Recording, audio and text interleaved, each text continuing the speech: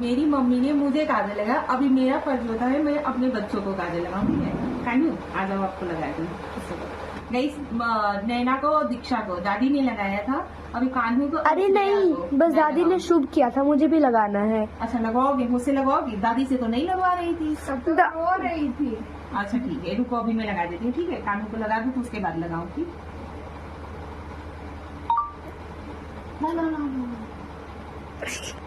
ले आओ श्रिया।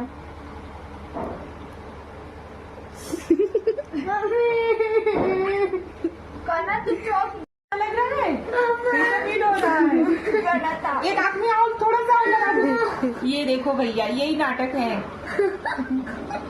थोड़ा सा लगाऊंगी, ये देखो हो गया। फिर आवाज आई भाई। रुको, देखा